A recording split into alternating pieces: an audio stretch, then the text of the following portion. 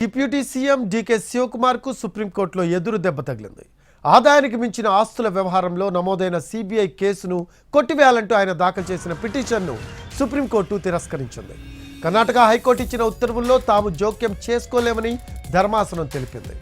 2013 నుంచి 18 మధ్య అప్పటి కాంగ్రెస్ ప్రభుత్వంలో శివకుమార్ మంత్రిగా వ్యవహరించారు.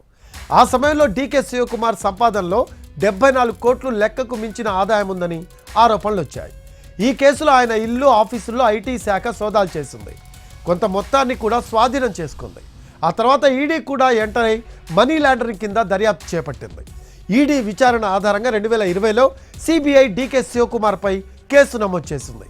ఈ కేసును సవాల్ చేస్తూ శివకుమార్ 2021లో కర్ణాటక హైకోర్టును ఆశ్రయించగా కొంతకాలం మధ్యంతర స్టే విధించింది. ఆ తర్వాత సిబిఐ కేసును కొట్టివేయాలంటూ ఆయన దాఖలు చేసిన పిటిషన్ను గతేడాది అక్టోబర్లో హైకోర్టు కొట్టేసింది. దర్యాప్తు చేసి 3 నెలల్లోగా నివేదిక అందివ్వాలని సిబిఐని ఆదేశించింది. ఈ తీర్పుపై డీకే శివకుమార్ సుప్రీంకోర్టును ఆశ్రయించగా ఆయనకు ఎలాంటి ఉపశమనం లభించలేదు. ఆయన క్వాష్ పిటిషన్ను సుప్రీంకోర్టు కొట్టేసింది.